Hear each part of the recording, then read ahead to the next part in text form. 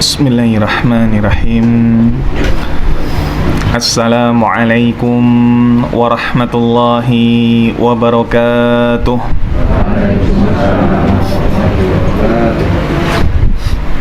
Alhamdulillah.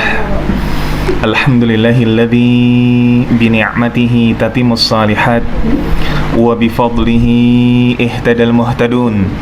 Allahumma salli wa sallim ala habibina wa qudwatina Muhammad sallallahu alaihi wa ala alihi wa sallam wa man ihtada bihadihi wastanna bisunnatihi wa qtada biqudwatihi ila yaumiddin, amma ba'd. Alhamdulillah, ikhwatal iman, ahabakumullah, para jamaah sekalian, bapak-bapak dan ibu-ibu, ayahanda dan ibunda yang mencintai sunnah dan dicintai oleh Allah Azza wa Jal. Bersyukur kita kepada Allah di pagi hari ini, kembali Allah Azza wa Jal mempertemukan kita dengan limpahan nikmat dan juga rahmat. Allah pertemukan kita dengan nikmat iman, nikmat sehat dan nikmat waktu luang. Dan Allah pertemukan kita dengan rahmatnya berupa ketundukan hati, berupa kepekaan hati untuk memanfaatkan nikmat-nikmat yang ada dalam rangka ketaatan. Semoga duduknya kita di majelis ilmu pagi hari ini tercatat di sisi Allah Azza wa Jalla sebagai sebuah ketaatan yang dapat memperberat timbangan kebaikan kita kelak di yaumil qiyamah. Selawat dan salam juga senantiasa kita haturkan pada junjungan kita bersama Nabiullah Muhammad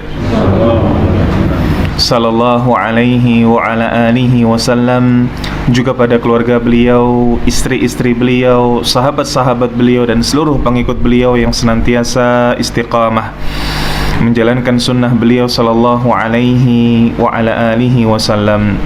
Alhamdulillah, bapak-bapak dan ibu-ibu, ayahanda dan ibunda yang mencintai sunnah dan dicintai oleh Allah Azza wa Jal, kembali kita lanjutkan majelis Arba'in An-Nawawi kita. Setelah pada pertemuan yang lalu kita sama-sama membahas tentang ukhuwah Islamiyah, yakni bagaimana seseorang tidaklah lengkap, bagaimana seseorang tidaklah sempurna keimanannya sampai ia mencintai saudaranya atau ia mencintai apa-apa yang dicintai oleh saudaranya sebagaimana ia mencintai untuk dirinya sendiri. Maka pada kesempatan berikutnya atau di pagi hari ini kita akan membahas hadis seputar hurmatu dammil muslim, kehormatan darahnya seorang muslim. Yang dimaksud dengan kehormatan darahnya seorang muslim yakni bagaimana seorang muslim ini ia harus benar-benar menjaga nyawanya dan menjaga nyawa orang lain. Tidak boleh seenaknya seorang muslim ini menumpahkan darah orang lain atau bahkan ia menumpahkan dirinya sendiri alias bunuh diri. Dalam hadis dari sahabat Abdullah bin Mas'ud radhiyallahu an,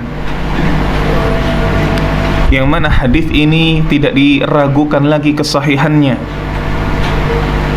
karena terdapat dalam Bukhari dan Muslim.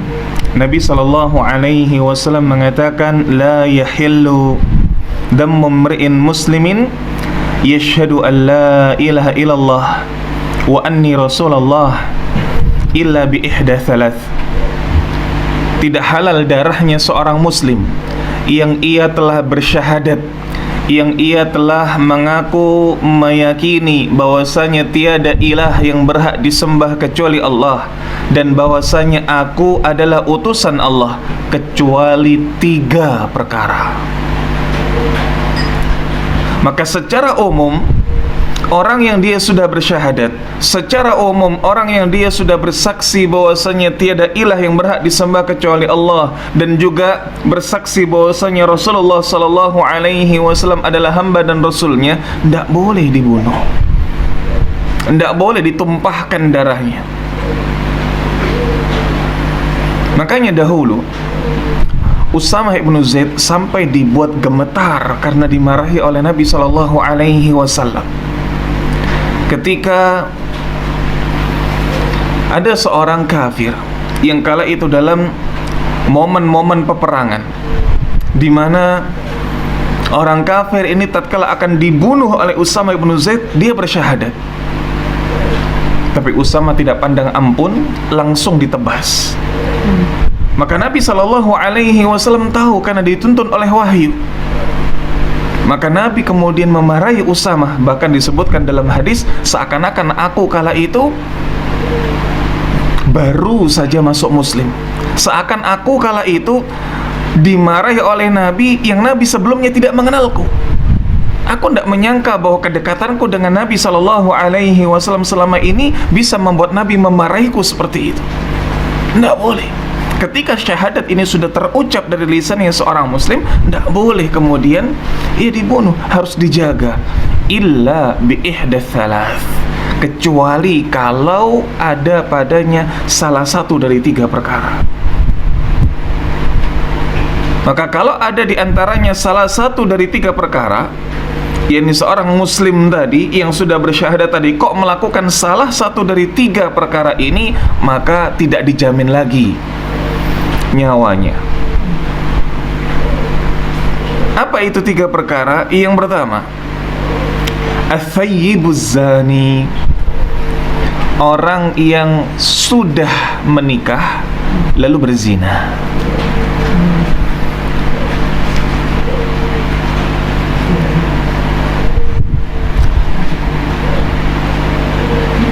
Dalam terjemahan yang tepat, ats-tsayyib ini bukan hanya diartikan orang yang sudah menikah.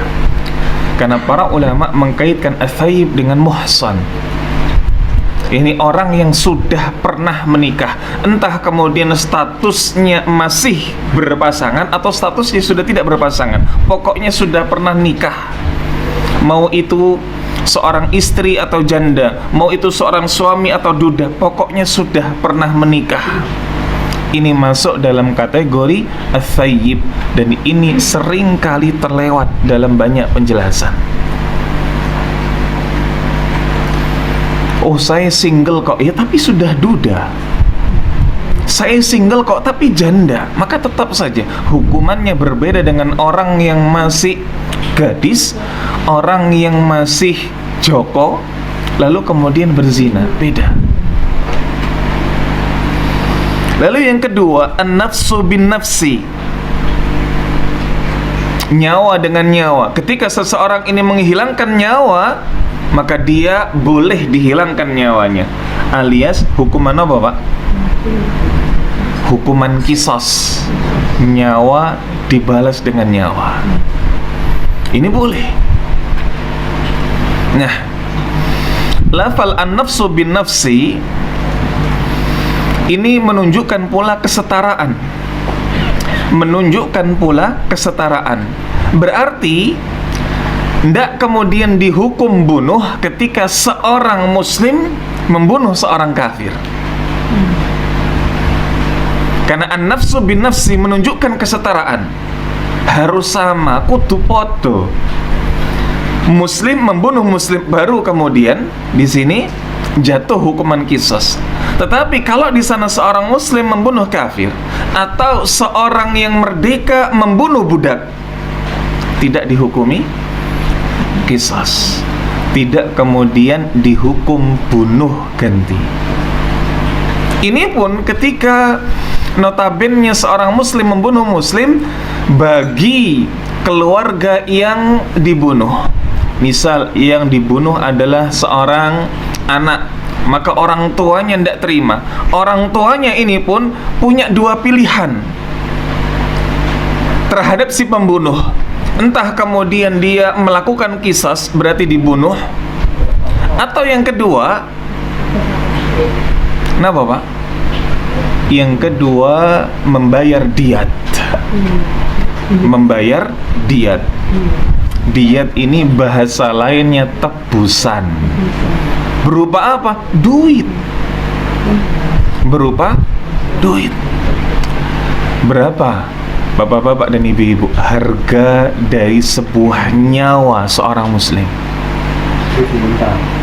Baik itu dibunuh, baik itu dibunuh sengaja, seperti sengaja,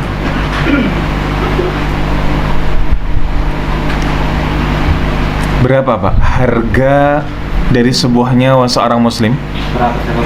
100 ekor onta.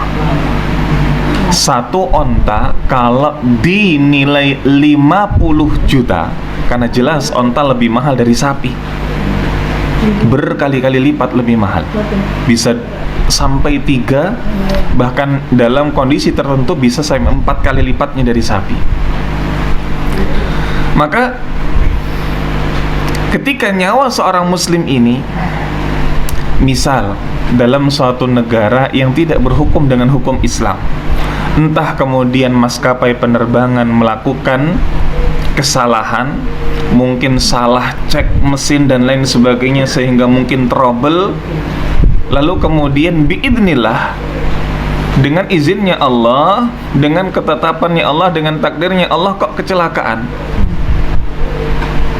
maka maskapai mengganti.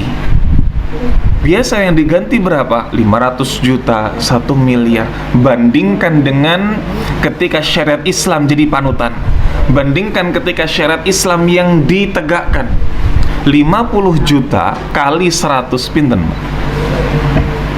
5 miliar nyawa seorang muslim. 5 miliar. Baik. Lalu berikutnya, at-tariku lidinih al-mufariqu lil jamaah, seseorang yang dia meninggalkan agamanya lagi meninggalkan jamaah. Meninggalkan agama di sini maksudnya dari kekufuran atau dari keislaman, punten, dari keislaman beralih pada kekufuran. Adapun dari kekufuran menuju kekufuran tidak dihukumi sama. Dari keislaman menuju kekufuran, entah kemudian Yahudi, Nasrani, sama saja. Tetapi hadis ini tidak berlaku dari kekufuran menuju kekufuran. Punten, Yahudi kok kemudian pindah ke Nasrani, atau sebaliknya Nasrani ke Nasrani, maka tidak dihukumi dengan hukuman ini. Al-mufariqu lil jamaah, lagi meninggalkan jamaah. Meninggalkan jamaah ini maksudnya adalah jamaah dari kaum muslimin itu sendiri, atau jamaah dari orang-orang yang berpegang teguh kepada sunnah Nabi SAW. Makanya sebagian ulama mengkategorikan pula al-jamaah di sini ketika seseorang berpaling dari sunnah menuju yang menyelisihi sunnah, alias bid'ah. Baik, kita bahas satu persatu. Bapak-bapak dan ibu-ibu, ayahanda dan ibunda yang mencintai sunnah dan dicintai oleh Allah Azza wa Jalla. Disebutkan di sini hadzal haditsun nabawi bayanu islamu azim. Hadis nabawi ini sungguh menunjukkan bagaimana kemuliaan Islam, wa qa'idatu tasyri'iyyah muhkamah fi siyanati hayatil muslim alal itlaq. Hadis yang mulia ini menunjukkan bagaimana penjagaan dari syariat itu sendiri terhadap kehidupan kaum muslimin secara utuh, secara mutlak. Bagaimana tidak? Bahwa dari hadis ini kita akan mengetahui Islam benar-benar menjaga nyawa seseorang. Islam benar-benar menjaga dari yang namanya kekerasan. Bahkan KDRT saja dilarang sama Islam. Maka orang yang keblinger kalau ada yang menuduh Islam ini agama teroris. Keblinger, ndak tahu dia. Mungkin dia cuma mendengar ajaran ini secara sepotong-sepotong. Mungkin cuma mendengar ajaran Islam ini cuma sepenggal sebengal. Dengarkan hadis, cuma dengarkan hadis potongannya, nggak dengarkan hadis utuhnya, bahkan nggak dengarkan kemudian penjelasan ustadznya. Ini orang yang menuduh Islam itu agama teroris, orang yang keblinger. Lawang Usama ibnu Zaid dalam sebuah peperangan, ketika kemudian musuhnya ketakutan lalu mengatakan asyhadu alla ilaha illallah wa asyhadu anna Muhammadar Rasulullah, Tapi kemudian Usama menyangka bahwa ucapannya itu seakan-akan hanya untuk melindungi dirinya saja. Terus tetap dibunuh sama Usama. Ini saja Nabi marah. Nabi marah sallallahu alaihi wasallam. Maka inilah Islam, benar-benar menjaga bagaimana kehidupan manusia. Benar-benar menjaga bagaimana tidak terjadi hal-hal yang membahayakan, tidak menjadi hal-hal yang mengancam dari keamanan kaum muslimin. Seandainya hadis ini benar-benar diterapkan, maka tidak akan ada orang-orang yang tidak akan ada orang-orang yang ketakutan tatkala ia sudah mengucapkan kalimat syahadat. Ada orang yang saking ketakutannya padahal dia muslim, gara-gara apa? Gara-gara mungkin dia hutang di mana-mana. Gara-gara mungkin punten dia pernah fitnah seseorang, lalu dia dapat kabar yang difitnah, marah, ketakutan setengah mati, sampai ketakutannya itu seakan-akan nyawanya terancam. Padahal separah-parahnya orang yang berdosa karena hutang di mana-mana nggak akan sampai kemudian dibunuh. Separah-parahnya orang yang memfitnah, maka tidak akan sampai kemudian dia dibunuh. Baik, apa faedah yang bisa kita ambil dari hadis ini? Yang pertama, hurmatu dhammil muslim, yakni terpeliharanya kehormatan jiwa seorang muslim atau darah seorang muslim. Maka siapapun dari kita, barang siapa yang ia telah bersaksi, bersyahadat tidak ada ilah yang berhak disembah kecuali Allah, begitu pula bahwa Nabi Muhammad SAW adalah utusannya, jiwanya terpelihara. Siapapun itu, betapapun tinggi kedudukan dan jabatannya, tidak boleh membunuh seenaknya. Dia cuma rakyat biasa. Ini yang memerintahkan bunuh adalah panglima, entah itu TNI, jenderal besar, sama saja tidak boleh. Setinggi apapun jabatannya tidak boleh.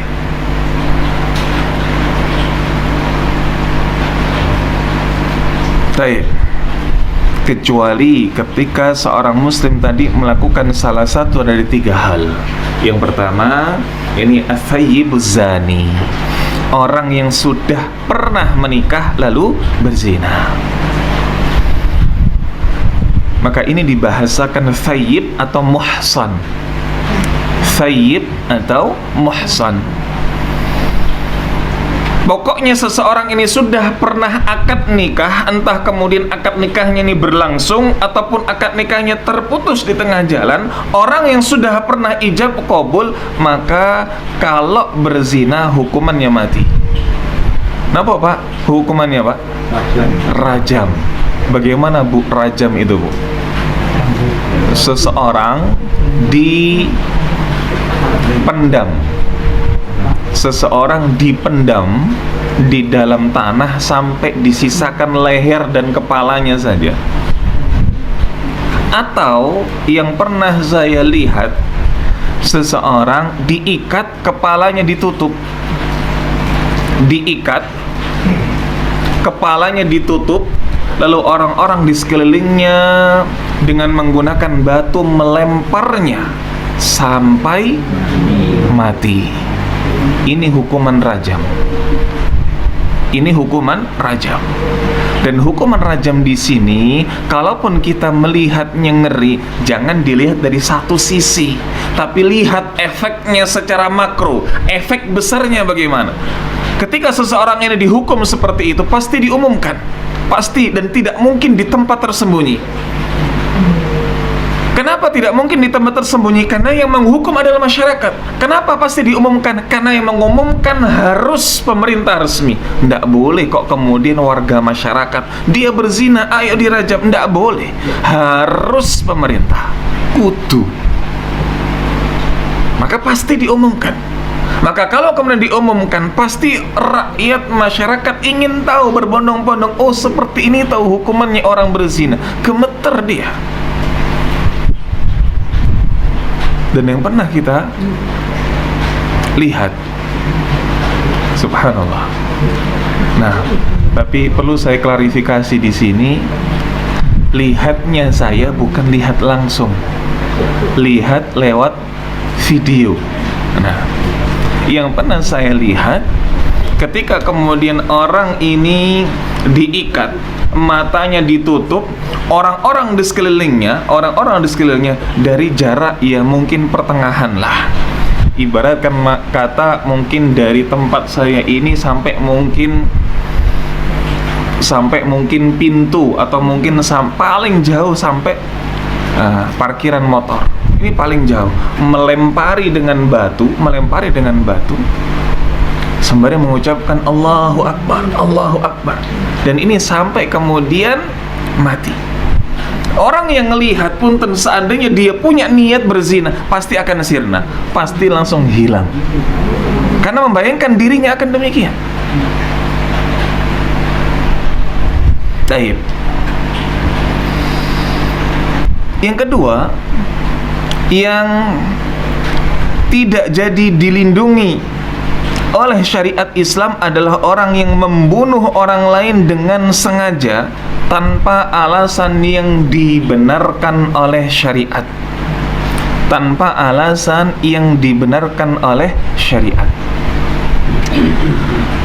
Membunuh ini, bapak-bapak dan ibu-ibu sekalian, dalam Islam dibagi menjadi 3. Yang pertama, membunuh al-qatlu bil amdi, membunuh dengan sengaja.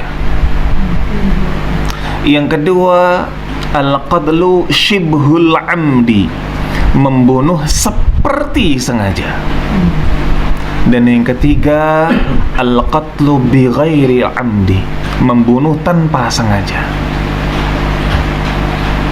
Membunuh dengan sengaja bagaimana? Jelas direncanakan.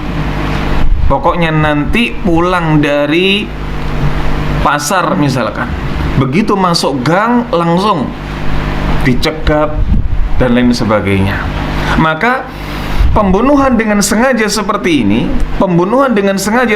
ini, ada 2 pilihan yang bisa diberikan pada keluarga korban. Satu adalah qisas, maka dia menyampaikan ini kepada pimpinan, kepada petinggi, kepada siapa? Pemerintahan. Ulil amri memutuskan, apa yang hendak engkau inginkan? Saya mau qisas, maka dilaksanakan qisas. Atau dia, ya sudah, enggak apa-apa, enggak qisas, saya ingin tebusan harta. Maka di sana pelaku membayar sebesar 100 ekor unta, ditanggung dirinya sendiri. Keluarganya tidak boleh cawi-cawi. Maka ini pembunuhan dengan sengaja. Lalu bagaimana pembunuhan al-qatlu shibhul amdi? Pembunuhan seperti sengaja. Pembunuhan seperti sengaja itu ketika seseorang sedang berantem, sedang marah, lalu mukul, nggak ada niat untuk membunuh, mukul saja, kok qadarullah mati. Ini namanya syibhul amdi. Nah, yang seperti ini bagi keluarga korban punya 2 pilihan. Satu, yang pertama qisas, yang kedua diyat. Ini menurut ulama Hanafi. Sama seperti pembunuhan dengan sengaja. Walaupun kemudian perbedaannya ada pada diyat. Diyatnya, tebusannya ini dibebankan kepada anggota keluarga. Jadi pelakunya dia terbebas, pokoknya keluarganya. Walaupun kemudian dalam praktek ya pelaku tetap dituntut oleh keluarga untuk nanggung barang-barang. Yang jelas pemerintah memberikan beban kepada anggota keluarga si pembunuh ini. mulai dari bapaknya sampai mungkin cucunya, semuanya tahu bahwa keluarganya ada yang membunuh, maka keluarga besarnya itu tercoreng semuanya, diminta untuk ganti. Dan disebutkan dalam Manhajus Salikin karya Syekh Sa'di rahimahullah bahwa diberikan keringanan boleh dicicil 3 kali. Boleh dicicil 3 kali. Sebesar 5 atau sebesar 100 ekor onta tadi, atau kalau dinominalkan kurang lebih 5 miliar, boleh dicicil 3 kali. Terus nyicilnya bukan seperti nyicil motor. 5 miliar dicicil 3 kali. Ya boleh sih nyicil seperti nyicil motor. Cicilan pertama 300.000, cicilan kedua 200.000. Nah, cicilan ketiga 4 miliar 9 atau 99,9 sekian. Nah, ini kalau kuat. Kalau kuat. Nah, tetapi menurut jumhur ulama tidak demikian untuk pembunuhan syibhul amdi. Menurut jumhur, syibhul amdi ini tidak ada qisas, hanya ada diyat. Ini menurut jumhur. Baik. Adapun pembunuhan yang tidak sengaja, pembunuhan yang tidak sengaja, seperti ketika seseorang misalkan kok tiba-tiba kena peluru nyasar, tiba-tiba kena panah nyasar, niatnya memang bunuh hewan buruan, niatnya manah sasaran, kok ternyata kena orang dan meninggal. Nah, yang pembunuhan tidak sengaja seperti ini, sepakat para ulama tidak ada qisas, tetapi tetap ada diyat. Tetapi tetap ada diyat. Nah, baik, berikutnya at-tariku lidinihi al-mufariqu lil jamaah, seseorang yang dia meninggalkan agamanya lagi berpaling dari jamaah. Tadi sudah kita sempat sampaikan bahwa yang tidak lagi dilindungi oleh Islam ketika dia berpaling dari Islam menuju kekufuran. Orang Islam ketika berpindah ke Nasrani, maka dalam negara yang menganut hukum Islam baginya dipenjara. Lalu dalam masa penjara tersebut diminta untuk taubat 3 kali. Diminta pertama nolak, diminta kedua nolak, diminta ketiga mau, alhamdulillah selamat. Tapi diminta ketiga, disuruh taubat yang ketiga kok nolak, baru dibunuh. Islam tidak kok kemudian semena-mena, nggak kemudian tahu murtad bunuh, enggak, dipenjara dulu. Dan yang namanya dipenjara itu cuma dipenjara kebebasannya, bukan dipenjara perutnya, tetap dikasih makan.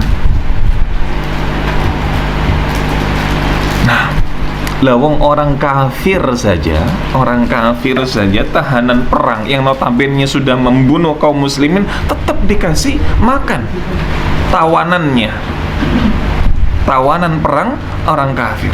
Apalagi ini notabene yang dulu adalah sempat jadi saudara, maka jelas di penjara ya tetap dikasih makan, tetapi dikasih 3 kali 3 kali masa pertaubatan.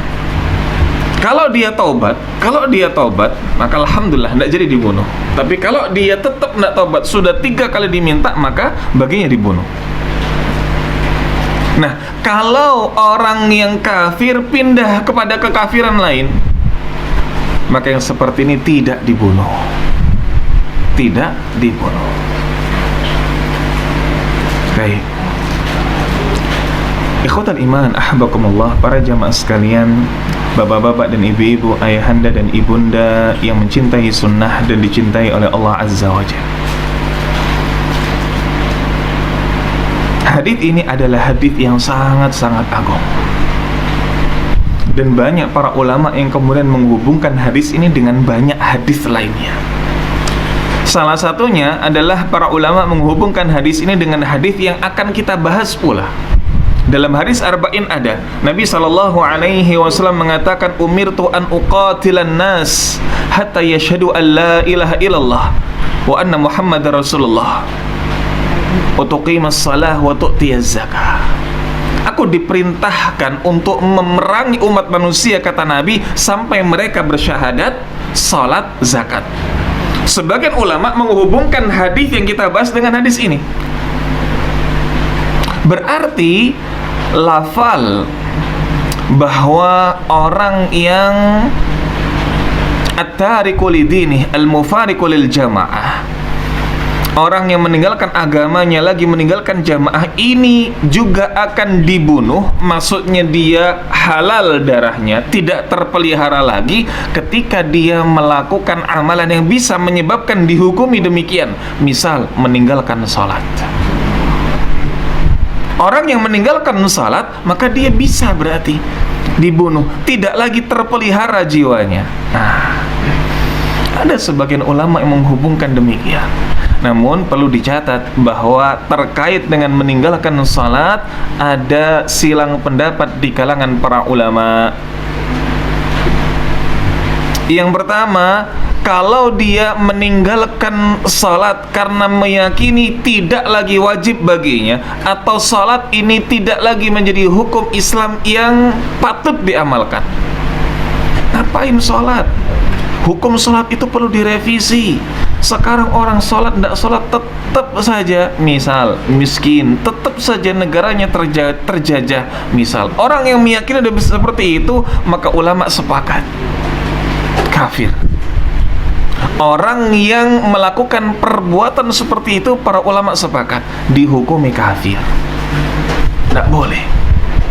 Tapi kalau kemudian yang kedua, seseorang meninggalkan salat tapi masih meyakini, ya salat itu wajib, aku ngerti, tapi lah ya apa males sih, misalkan seperti itu. Dia diminta salat males, aras-arasan. Sudahlah, kemudian awalnya aras-arasan, mulai muncul kesadaran, iya ya ayo salat. Tapi kemudian ketika diajak salat, ketemu tetangganya, malu karena lama ndak sholat, kok kemudian sholat, izin, ndak jadi sholat. Nah, biasanya seperti ini kejadiannya, itu biasanya seperti ini. Orang yang lama ndak sholat itu awalnya males, lalu kemudian pengen sholat, izin. Makanya Islam menyerukan untuk istiqamah. Makanya Islam menyerukan untuk istiqamah. Bahkan ada sebuah dosa bagi orang yang dia sudah merutinkan suatu perbuatan lalu meninggalkan. Ada sebuah celaan, ada sebuah dosa. Punten panjenengan misalkan sudah rajin, Bu, sudah rajin napa? Salat witir sebelum tidur. Sudah rajin. Misalkan sudah apa? Sudah berlalu sekian bulan. Habis ikatan cinta langsung sholat witir misalkan. Ini habis ngelihat sesuatu yang fitnah ini, ya sudah pokoknya habis nonton ini langsung sholat witir tidur. Nah, sudah rutin seperti ini, kok qadarullah ikatan cinta tamat. Nah, tamatnya ikatan cinta membuat tamat juga sholat witir sebelum tidur, maka dosa. Nggak boleh. Yang sudah kita rutinkan ibadah, kok kemudian di-cut begitu saja, ini nggak boleh. Islam menyerukan untuk istiqomah. Baik. Nah, ada dua hukum berkaitan dengan meninggalkan salat. Yang satu diyakini sudah tidak lagi wajib, yang satu masih meyakini wajib tapi males. Nah, yang masih meyakini wajib tapi males, ini pun juga ada silang pendapat di kalangan para ulama. Kalau yang tadi sudah meyakini Islam tidak lagi wajib untuk sholat, maka dia jelas ulama sepakat perbuatan seperti itu dihukumi kafir. Tapi kalau yang meyakini sholat ini masih wajib, ulama pun silang pendapat. Pendapat yang masyhur dari Syafi'iyah, maka dia tidak berdosa, dia tidak kafir. Dia tidak kafir, dihukumi dosa besar. dihukumi dosa besar. Ini pendapat yang masyhur dari Syafi'iyah. Lalu kemudian ulama-ulama yang lain banyak yang sepakat di atasnya. Dosa besar. Tapi juga ada ulama yang mengatakan kafir, tetap kafir. Namun pendapat yang paling berhati-hati adalah dilihat kadar kemalasannya. Kalau malesnya ini sudah nemen, misalkan sholat subuh males, sholat duhur males, asar, maghrib, isya males semuanya, bahkan ini berlalu beberapa waktu, tetap baginya dihukumi kafir. Nah, catatannya kita pernah sampaikan ketika membahas hadis arba'in di awal-awal dulu, yang dihukumi oleh kita dan boleh siapapun di antara kita menghukumi adalah perbuatannya. Oh iya, orang yang meninggalkan seperti itu, meninggalkan sholat terus-terusan setahun, malesnya nemen, setahun nggak pernah sholat, barang itu 1 rakaat pun, mending kalau mungkin malesnya sholat subuh tok, mending kalau malesnya sholat isya tok, ini seluruh sholat males dan tidak pernah dia sholat sedikit pun, maka perbuatan seperti ini, orang yang berani seperti itu kafir. Kita boleh, siapapun dari kita boleh mengatakan, tapi kalau sudah menunjuk seseorang, ini tidak boleh. Lakai lo tonggomu, nah sudah nyebut begitu. Lakai lo si fulan, lakai lo ungkur-ungkurannya Pak RT, nah sudah nyebut spesifik seperti itu. Misalkan itu berarti gimana? Dihukumi kafir. Maka kita jawabnya bagaimana?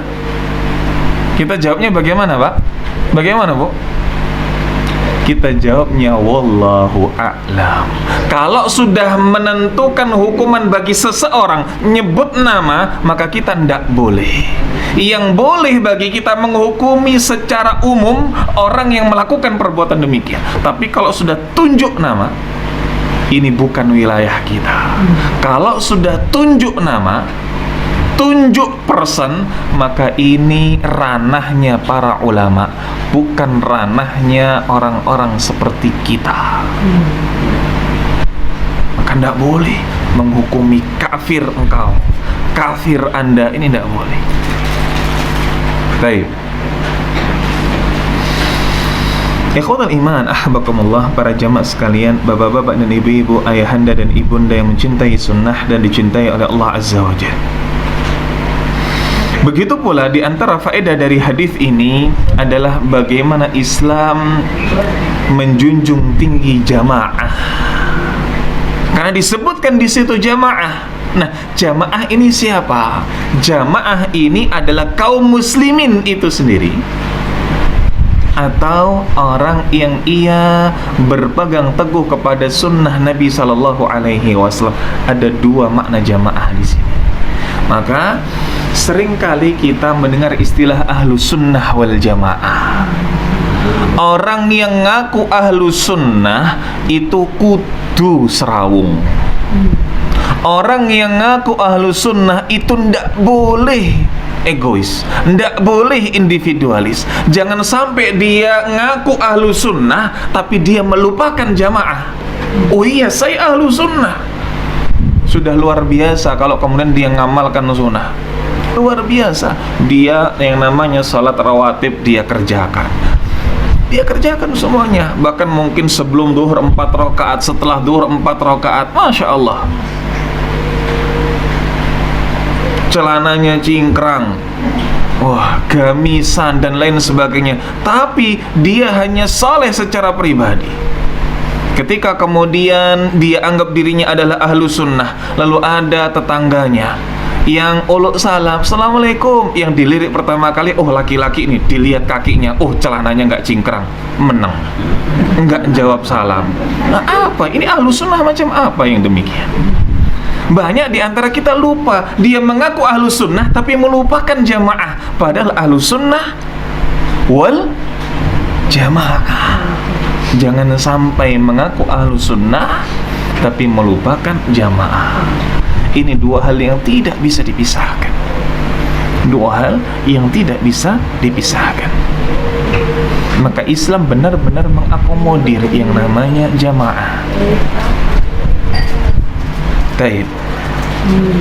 Berikutnya, di antara faedah dari hadis ini, yakni bagaimana perhatian Islam terhadap 3 kejahatan atau 3 dosa yang disebutkan dalam hadis ini, sehingga para ulama mengkategorikan 3 perbuatan atau 3 dosa tersebut yang di dalam hadis kita bacakan adalah dosa besar yang ada dalam runtutan terbesar. Dosa besar itu macam-macam itu. Dosa besar itu macam-macam. Dan bukan cuma satu, ndak cuma ndak cuma sekedar mungkin 1, 2 atau 3 macam, banyak dosa besar. Bahkan punten, kita perlu sampaikan, para ulama bahkan juga ada yang mengkategorikan isbal, punten, celana nyeret bagi laki-laki itu dosa besar. Kita perlu sampaikan ini, perhatian Islam terhadap isbal itu luar biasa. Ada yang diganjar dengan neraka, ada yang diganjar dengan tidak dilihat oleh Allah dengan tatapan rahmat di hari kiamat. Luar biasa perhatian Islam terhadap isbal. Makanya tadi kita jadikan contoh. Orang yang kemudian celananya tidak nyeret bagi laki-laki, ini dia menerapkan sunnah yang mulia. Nah, jadi dosa besar ini macamnya banyak, tapi di antara dosa besar yang paling besar adalah 3 ini. Yang sudah pernah menikah kok berzina. Sehingga kalau dibandingkan orang yang berzina, zina kita tahu, zina perbuatan dosa. Dosanya dosa besar. Tapi antara yang punten belum menikah zina dengan orang yang sudah menikah zina, kira-kira dosa besar yang paling besar lebih besar mana? Yang sudah menikah. Nah, Islam ada tahapan seperti ini. Dosa besar iya, tapi bukan cuma satu macam, banyak. Banyak. Durhaka dosa besar, riba dosa besar, apalagi kemudian syirik, macam-macam dosa besar. Nah, 3 yang disebutkan dalam hadis ini termasuk di antara rentetan dosa besar yang ada dalam kategori dosa besar-besar. Dosa besar paling besar. Ini. Baik. Dan berikutnya, bahwa di antara faedah dari hadis ini pentingnya pendidikan terhadap kaum muslimin. Pentingnya pendidikan kepada kaum muslimin untuk senantiasa takut terhadap Allah, baik dalam kesendirian. Baik dalam kesendirian. Kalaupun kemudian takut dalam keramaian, wajar, masih ada yang ingatkan, masih ada mungkin hati yang lembut sehingga dia malu kalau bermaksiat dilihat orang lain. Tapi dalam kesendirian ini yang harus diperhatikan.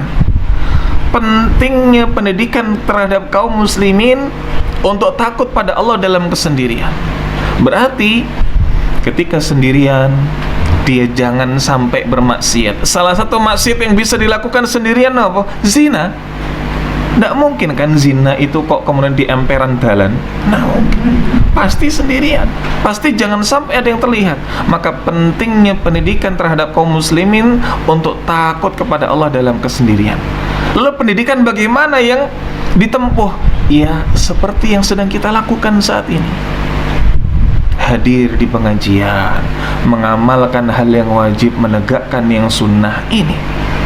Makanya panjenengan sekarang kalau kemudian ada tahu tetangganya kok biasa habis subuh ini ya cuma ongkang-ongkang di rumah, cuma kemudian punten ngopi ngeteh sambil mungkin maem geduk dan lain sebagainya, ayo toh silahkan lanjutkan seperti itu. Tapi mbok ya kalau pas ada kajian jangan kayak gitu. Nah, dijauhil. Ayo melok kajian, ayo ikut kajian. Mulai sekarang diajak supaya apa? Supaya pendidikan kaum muslimin ini bisa terus berputar, bisa terus terjalan. Ini. Baik. Ikhwatal iman, ahbakumullah, bapak-bapak dan ibu-ibu, ayahanda dan ibunda yang mencintai sunnah dan dicintai oleh Allah Azza wa Jal. Ini mungkin yang bisa kita sampaikan pada kesempatan di pagi hari ini. Atas banyak sekali kurangnya dan sedikit lebihnya saya mohon maaf. Wassallallahu ala nabiyyina wa ala alihi wa sahbihi wa mawalah. Kalau ada